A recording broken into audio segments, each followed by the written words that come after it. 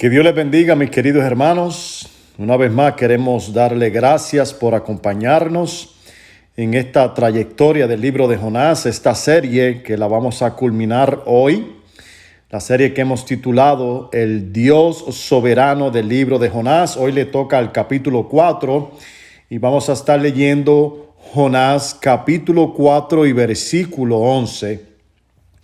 Este capítulo lo he querido titular Un corazón desintonizado. Un corazón desintonizado, por favor.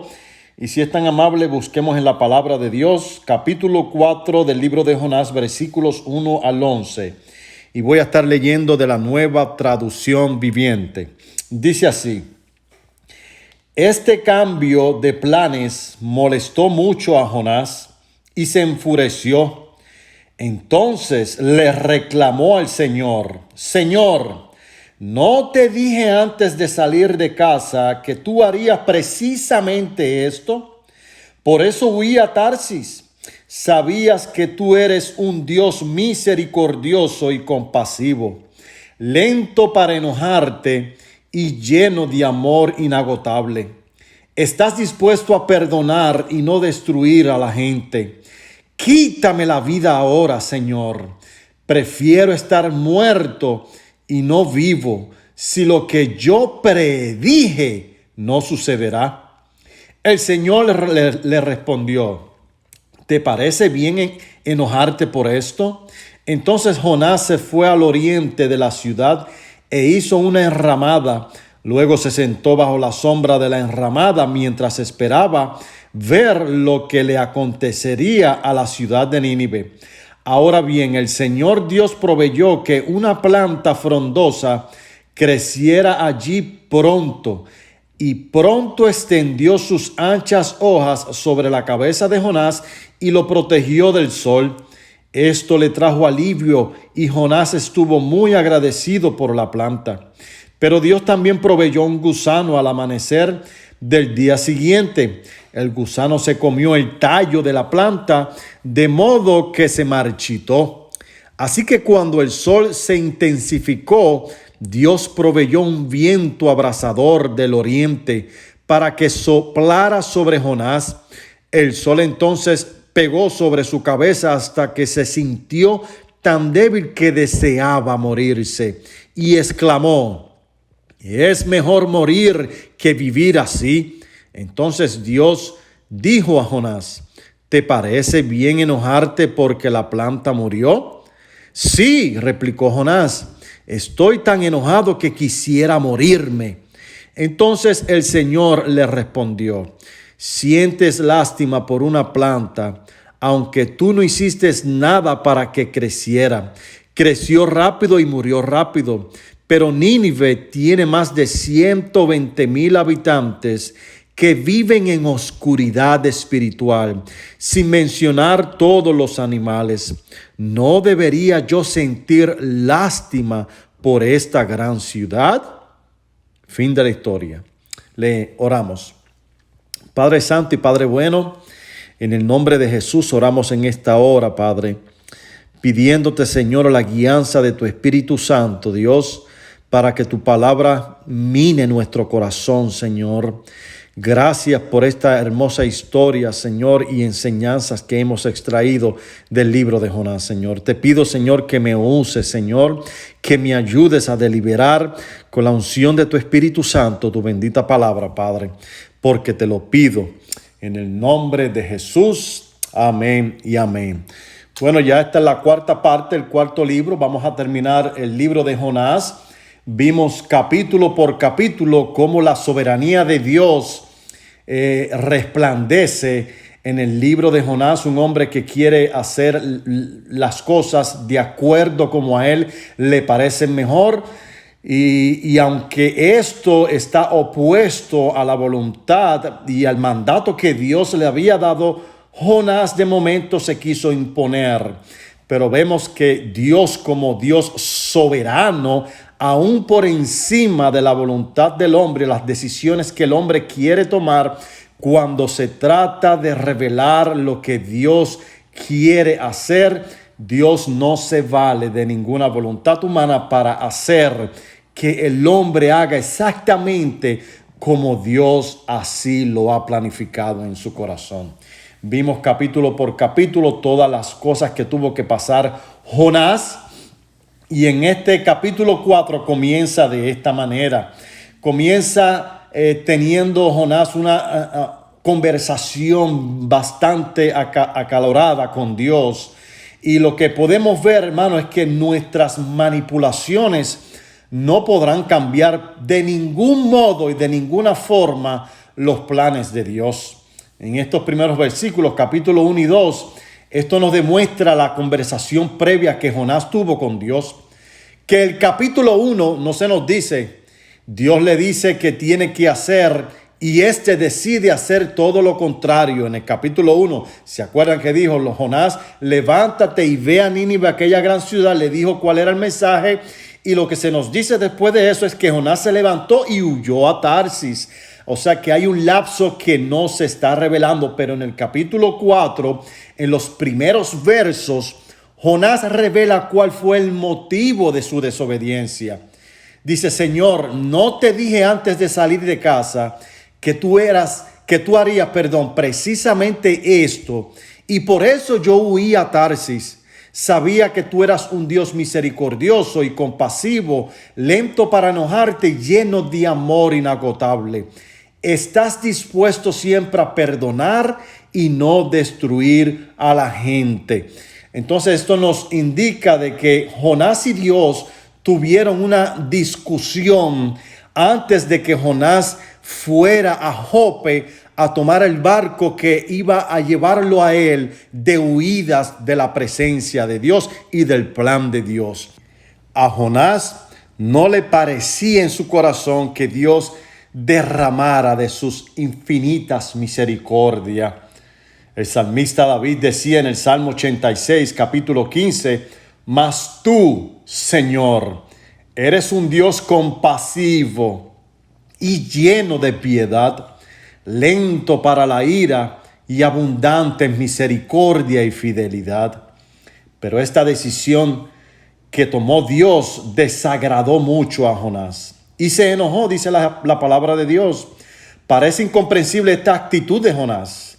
Ante el éxito que tuvo su mensaje predicado a Nínive, fue un mensaje espectacular. La gente respondió a la predicación de él, se humilló. Esto debió haber traído gozo al corazón de Jonás, pero desafortunadamente no fue así.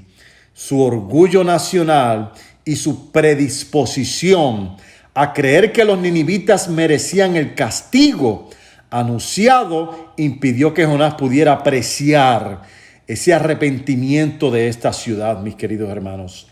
Y Jonás tampoco pudo comprender la misericordia de Dios hacia ellos. Estos versículos, hermanos, que acabamos de leer, claramente definen la razón que tuvo Jonás para escapar. Está enojado de que Dios pueda concebir el perdón a Nínive, enemiga tradicional de Israel. El aspecto didáctico de este libro salta claramente a la vista en este y los próximos versículos que vamos a leer. Dios desea enseñarle a su profeta una lección sobre el valor de todos los hombres, la amplitud de la misericordia divina y del extravío de la teología que Jonás tenía en ese momento de Dios. Apenas 15, hermanos, o 20 años antes, el profeta Oseas profetizó de que Siria, de donde era Nínive, sería usada por Dios para castigar a la rebelde Israel. Esto Jonás lo tenía que saber, porque este profeta que existió un poquito antes de él, Dios había deliberado un mensaje para castigar a esta Israel rebelde. Parece que a Jonás se le olvidó de que su nación también vivió a espaldas de Dios. Fue una nación rebelde, una nación adúltera, una nación que causó mucha tristeza al corazón de Dios y los profetas. Israel también era digna de ser castigada. ¿Por qué Jonás no pudo pedir la misma misericordia para Nínive que la misericordia que se pedía cuando Dios castigaba a la nación de Israel? Yo quisiera leer en el capítulo 9 del libro de Nehemías, desde el versículo 9 hasta el versículo 21. Escuchen esta narración, mis queridos hermanos. Tú vistes la aflicción de nuestros padres en Egipto y escuchaste su clamor junto al mar Rojo. Entonces hiciste señales y maravillas contra Faraón, contra todos sus siervos y contra todo el pueblo de su tierra, pues supiste que ellos los trataban con soberbia y te hiciste un nombre como el de hoy. Dividiste el mar delante de ellos y pasaron por medio del mar sobre tierra firmes. Y echaste en los abismos a sus perseguidores, como a una piedra en aguas turbulentas. Con columna de nube los guiaste de día y con columna de fuego para alumbrarlos en el camino en que debían andar. Luego bajaste sobre el monte Sinaí y desde el cielo hablaste con ellos. Les diste ordenanzas justas y leyes verdaderas, estatutos y mandamientos buenos. Les hiciste conocer tu santo día de reposo y les entregaste mandamientos, estatutos y la ley por medio de tu siervo Moisés. Le proveíste pan del cielo para su hambre, les sacaste agua de la peña para su sed, y les dijiste que entraran a poseer la tierra que tú habías jurado darle. Pero ellos, nuestros padres, obraron con soberbia. Fueron tercos y no escucharon tus mandamientos. Rehusaron escuchar y no se acordaron de las maravillas que hiciste entre ellos. Fueron tercos y eligieron un jefe para volver a su esclavitud en Egipto. Pero tú eres un Dios de perdón, clemente y compasivo, lento para la ira y abundante en misericordia. Y no los abandonaste, ni siquiera cuando hicieron un becerro de metal fundido y dijeron: este es tu Dios que te sacó de Egipto. Y cometieron grandes blasfemias. En tu gran compasión, tú no los abandonaste en el desierto. La columna de nube no los dejó de día para guiarlos en el camino, ni la columna de fuego de noche para alumbrarles el camino por donde debían andar. Y diste tu buen espíritu para instruirle. No retiraste tu maná de su boca y le diste agua para su sed. Por 40 años proveíste para ellos en el desierto y nada les faltó. Sus vestidos no se gastaron ni se hincharon sus pies. Hermano, qué tremenda escritura. Cómo este profeta Jonás no pudo tener en cuenta de las grandes misericordias que Dios había derramado previamente con este pueblo rebelde. Jonás sabía esto porque conocía a Dios, pero no lo quiso aplicar a Nínive. Su orgullo nacional pensaba que solamente los beneficios de la misericordia, de la bondad de Dios solamente es para un pueblo específico. Pero Dios le estaba dando una gran lección a Jonás, y es la misma lección que nos da a todos nosotros. Dios no hace distinción de persona, Dios no hace distinción de nación. Al que Él haya decidido derramar su misericordia y perdonarles los pecados, así lo va a hacer, porque ese es nuestro Dios. Jonás siempre estuvo convencido en su corazón, mis queridos hermanos, que la única condición de ir a Nínive era si destruía Dios a esta nación. Eso era lo que quería Jonás desde el principio. Esas eran las condiciones que Jonás se había propuesto en su corazón entre Dios y él. Y nosotros, mis queridos hermanos, sentimos ese mismo ardor de enojo cuando Dios le extiende misericordia a alguien de quien nosotros pensamos que no se lo merece. Pues nosotros también no merecíamos, de acuerdo a nuestra justicia pobre ante Dios, la misericordia de Dios, mis queridos hermanos. Dice la palabra de Dios, porque yo, el Señor, no cambio. Por eso vosotros, oh hijos de Israel, no habéis sido consumidos. Malaquías capítulo 3, versículo 6. Lamentaciones capítulo 3, versículo 1 dijo, esto traigo en mi corazón, por esto tengo esperanza, que las misericordias del Señor jamás terminan, pues nunca fallan sus bondades, son nuevas cada mañana. Grande, grande Dios es tu fidelidad, hermano. No desintonicemos nuestro corazón al corazón de Dios, mis queridos hermanos. Es muy triste ver a Jonás hacer una oración tan distinta de su oración del capítulo 2. Viendo al viejo Jonás del capítulo 1, podemos ver que obedeció en el capítulo 2 al mandamiento de Dios porque sabía que no se puede huir de la presencia de Dios. Pero ahora quería morir él antes de ver la salvación de los asirios y los ninivitas. ¿Qué pasó, mi hermano querido? Eso es evidencia de un corazón desintonizado al corazón de Dios. En el versículo 3 dice, ahora pues, oh Jehová, te ruego que me quites la vida, porque mejor me es la muerte que la vida. Jonás hizo tema de reflexión sobre Dios, lo que todos los santos hacen tema de gozo y alabanza.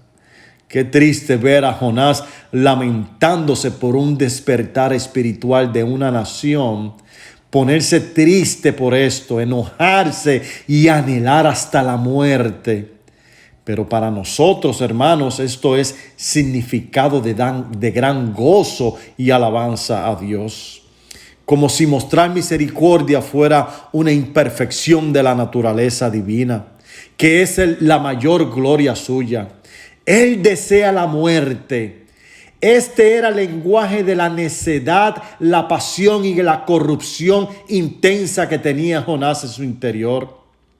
En Jonás surgen restos de un espíritu orgulloso y nada creativo. Él no esperaba ni deseaba bienestar de los ninivitas, sino que solo había venido a declarar y presenciar su destrucción. No había ni un rasgo de esperanza, de deseo de que Dios derramara su misericordia. En el verso 4 dice, Dios le responde, haces bien, Jonás, haces bien tú enojarte de lo que yo estoy haciendo. Jonás no se había humillado debidamente por sus propios pecados, ni estaba dispuesto a confiar en el Señor con su crédito y su seguridad. Con este estado mental despreció Jonás el bien del prójimo para los que él había sido un instrumento y la gloria de la misericordia divina. A menudo, hermanos queridos, debemos preguntarnos, ¿está bien hablar así, hacer así? ¿Puedo justificarlo? ¿Hago bien en enojarme tan rápido, tan a menudo, por tanto tiempo y hablar mal a los demás en mi enojo? ¿Hago bien al enojarme con la misericordia de Dios para con los pecadores arrepentidos? Ese fue el delito de Jonás. ¿Hago bien el enojarme con eso que es para la gloria de Dios y el avance de su reino? Que la conversión de los pecadores, que es el gozo del cielo, hermanos, que las misericordias de Dios sean nuestro gozo y no que sean nuestra tristeza. Hay una gran contradicción cuando estos sentimientos se mezclan en nosotros. Tenemos que aprender a partir nuestros sentimientos, porque aunque nosotros sintamos en nuestro corazón, no necesariamente esto nos indica que estos sentimientos son correctos. Tenemos que decir, como decía el apóstol Pablo, sujeto todo pensamiento a la obediencia de Dios. En el libro de Efesios, capítulo 2, versículo 11, mira cómo dice: por tanto recuerden que en otro tiempo ustedes los gentiles, es decir, nosotros en la carne, que no son llamados incircuncisos, o sea, judíos, por la tal llamada circuncisión hecha en la carne por manos humanas. Recuerden que en ese tiempo ustedes estaban separados de Cristo, excluidos de la ciudadanía, de la comunidad de Israel, extraños a los pactos de la promesa, sin tener esperanza y sin Dios en este mundo. Esa era tu condición y esa era mi condición. Versículo 13, pero ahora en Cristo Jesús, ustedes que en otro tiempo estaban lejos, han sido acercados por la sangre de Cristo. Porque Él mismo es nuestra paz y de ambos pueblos hizo uno, derribando la pared intermedia que separaba, poniendo fin a las enemistades en su carne, la ley de los mandamientos expresados en ordenanzas, para crear en Él mismo de los dos un nuevo hombre, estableciendo así la paz, y para reconciliar con Dios a los dos pueblos en un solo cuerpo por medio de la cruz, habiendo dado muerte en ella a las enemistades, y vino y anunció paz a ustedes que estaban lejos y paz los que estaban cerca. Porque por medio de Cristo los unos y los otros tenemos nuestra entrada al Padre por un mismo Espíritu. No es correcto, hermanos, que nosotros estemos obedeciendo a nuestros sentimientos por ciertas personas en particular. Tenemos que sintonizarnos a la frecuencia de la palabra de Dios, para tener misericordia con lo que Dios tiene misericordia, para amar lo que Dios está amando y para odiar lo que Dios está odiando, en este sentido al pecado. Dios quiere que nosotros aprendamos a no tener distinciones de personas, mis queridos hermanos, a la hora de proclamar la misericordia y el perdón de los pecados. En el versículo 5 al 9, parece que Jonás se quedó en Nínive los 40 días, esperando con esperanza el resultado de su predicación. Es como a veces nosotros caemos en el error: Señor, apóyame lo que digo. Dios no tiene que apoyar tus palabras cuando tus palabras están siendo influenciadas por sentimientos incorrectos y opuestos a la palabra de Dios. Tengamos mucho cuidado, mis queridos hermanos, porque Dios no tiene que apoyar nuestras palabras. Somos nosotros que tenemos que alinearnos y sujetarnos a la palabra de Dios, hablar lo que Dios habló, pensar lo que Dios pensó. Eso es lo que tenemos que hacer. No tratemos de manipular a Dios con nuestros sentimientos o con nuestras acciones. Jonás parece que se quedó los 40 días porque esa era la predicación. Dentro de 40 días Nínive será destruida. Pero Dios derramó misericordia. Pero Jonás parece que se quedó los 40 días. Jonás tenía planes de quedarse por el resto de los 40 días, esperanzado en que la bondad de Dios cesara y viniera el juicio anunciado por él. Eso era lo que él quería. La destrucción de Nínive sería un mucho mejor reporte en Samaria que traer un reporte de liberación. Jonás quería volverse a Israel con la noticia de que Dios lo usó para vengar a Israel. Y yo me sospecho que Jonás representa el sentimiento de muchos israelitas que también deseaban lo mismo. Mis queridos hermanos, cuando nosotros estamos proclamando un mensaje de destrucción, de juicio que Dios nos ha dado, tengamos mucho cuidado cómo lo hacemos, porque siempre tenemos que estar a la expectativa de que Dios derrame misericordia. Y no aferrarnos a que Dios esencialmente derrame de su ira que ha proclamado por medio de nuestros labios. Tengamos un corazón como el de Jesús. Es prerrogativa de Dios a quién va a derramar juicio y a quién va a derramar misericordia. A nosotros nos corresponde predicar la palabra de Dios con el deseo de que Dios convierta los corazones. Ese deseo tiene que estar latente en nuestros labios y en nuestros corazones cuando estemos predicando un mensaje de juicio a la gente que no ha venido a los pies del Calvario. Esto me recuerda el relato de Hechos, capítulo 10. Dios escucha la oración de un hombre gentil que se llamaba Cornelio.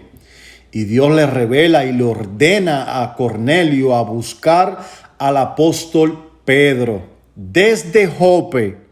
Y me resulta curioso porque en Jope fue que Jonás tomó la barca para huir de la presencia de Dios. Pero ahora Cornelio le está revelando que vaya a Jope a buscar al apóstol Pedro. Y Pedro desde Jope entonces obedece el llamado de Dios. Cornelio era un hombre romano, era un hombre gentil, era un hombre que ante los ojos de los judíos no caía muy bien. El apóstol Pedro tenía ese paradigma en su corazón y en el camino de Jope hacia la casa de Cornelio, Dios tuvo que trabajar en el corazón de Pedro. Ahí fue cuando él tuvo la visión de los animales inmundos, donde Dios le pidió que matara y comiera. Pedro le responde: Señor, tú sabes que yo no como de cosas inmundas. Y Dios le reprende. Le dice: no llames inmundo a lo que yo he limpiado. Mata y come. Finalmente el apóstol Pedro llegó a la casa de Cornelio. Y el capítulo 10, versículo 44 dice de esta manera: mientras Pedro aún hablaba estas palabras, el Espíritu Santo cayó sobre todos los que escuchaban el mensaje, la palabra de Dios. Todos los creyentes que eran de la circuncisión, es decir, judíos cristianos que habían acompañado a Pedro, que habían venido con Pedro, se quedaron asombrados porque el don del Espíritu Santo había sido derramado sobre los gentiles también, pues los oían hablar en lenguas y exaltar a Dios. Entonces Pedro dijo: ¿puede acaso alguien negar el agua para que sean bautizados estos que han recibido el Espíritu lo mismo que nosotros? Eso fue lo que le faltó a Jonás. Jonás tenía raíces amargas dentro de su corazón, de su nacionalidad. Jonás deseaba ardientemente la venganza de Israel. El orgullo racial, mis queridos hermanos, y la estrechez cultural no pueden coexistir con el evangelio de la gracia, porque son mutuamente excluyentes uno del otro. Una cosa obliga a la otra a salir por la fuerza, como consecuencia de la naturaleza del corazón humano.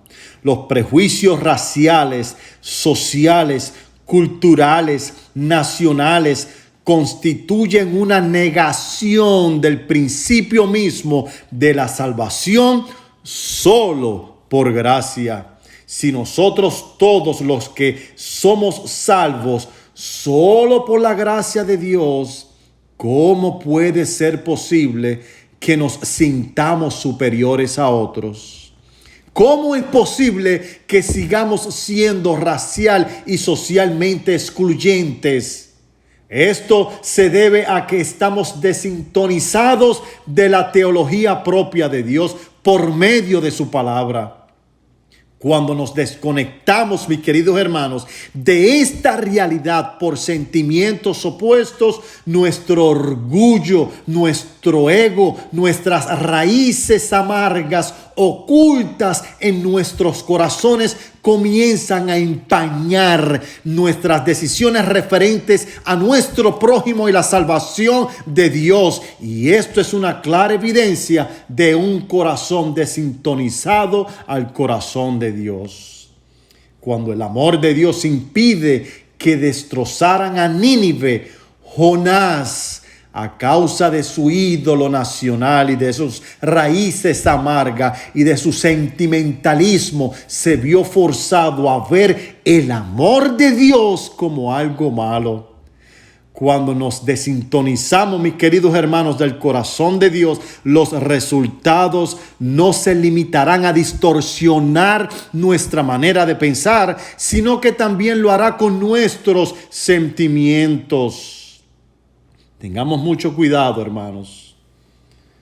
En el verso 10 y en el versículo 11 dice de esta manera: y dijo Jehová, tuviste lástima de la calabacera, en la cual no trabajaste, ni tú la hiciste crecer, que en espacio de una noche nació, y en espacio de otra noche pereció. Y no tendré yo piedad de Nínive, aquella gran ciudad donde hay más de 120,000 personas que no saben discernir entre su mano derecha y su mano izquierda, y muchos animales. Hasta de los animales se apiadaba Dios. La confusión de valores en la mente de Jonás, mis queridos hermanos, se hace dolorosamente obvia. Dios lo desafía a considerar lo que valen los ninivitas, que no saben discernir entre su mano derecha y su mano izquierda. Es un modismo que indica que los ninivitas, aun cuando no son moralmente inocentes, están indefensos y perplejos, sin saber cómo van a escapar del juicio divino. Sin un profeta, seguirían atrapados, mis queridos hermanos, en su maldad. El libro de Jonás, hermanos, no se escribió tanto para mostrar la compasión de Dios por los ninivitas, sino para desafiar a Israel a cumplir con su destino como profeta a las naciones. Todos nosotros como cristianos también somos herederos de esta misma profecía al mundo entero.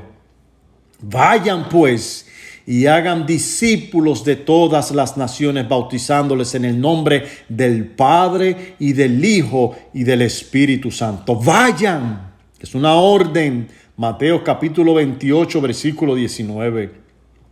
Pero recibirán poder cuando el Espíritu Santo venga sobre ustedes, y me serán testigos en Jerusalén, en toda Judea y Samaria y hasta los confines de la tierra. Recibirán poder cuando venga el Espíritu Santo para una misión en particular. Capítulo 1 de versículo 8 del libro de Hechos. Dios nos ha llamado a elegir nosotros a quien predicarle el evangelio. Dios nos ha llamado a nosotros a elegir a qué personas Dios tiene que derramar de su misericordia y a quién tiene que condenar. Eso es una prerrogativa que le corresponde al soberano Dios del universo. En realidad, la gente de Nínive, espiritualmente, hermano, eran como niños. No sabían distinguir entre su derecha ni su izquierda. Al no saber discernir los valores morales y espirituales, estaban condenados, a menos que llegaran a conocer y aceptar el mensaje de la gracia de Dios, hermano. El relato concluye: afirmando una vez más la soberanía de Dios sobre las decisiones de los hombres, al mostrar la misericordia de Dios, que es el tema presente en todo el libro de Jonás. Dios tiene misericordia del profeta rebelde, de los marineros, de los ninivitas y aún de los propios animales. O sea, que su misericordia alcanza no solamente a Israel, sino también a las naciones paganas e incluso a una ciudad como Nínive, símbolo de violencia y crueldad. Culmino con esto, mis queridos hermanos. Y lo voy a culminar de una cita del pastor Timothy Keller del libro Los falsos dioses. Concluyo con esto, mis queridos hermanos. Y dice así el pastor Timothy Keller. El profeta Jonás termina con una pregunta. Dios le pregunta a Jonás, ¿acaso tu amor no se debería parecer al mío? Te decides a salir de ese centrarte en ti mismo y de esa idolatría a fin de comenzar a vivir para mí y para los demás. Nos quedamos esperando una respuesta que nunca llegaría, porque aquí acaba el libro. El final es brillante y satisfactorio. Es satisfactorio porque no necesitamos preguntarnos si Jonás se arrepintió y vio la luz al final. Lo debe de haber hecho. ¿Cómo lo sabemos? Bueno, ¿de qué otra forma conoceríamos esta historia? A menos que Jonás se la hubiese contado a alguien. ¿Y quién contaría jamás una historia en la cual aparece él como un malvado necio en cada una de sus páginas?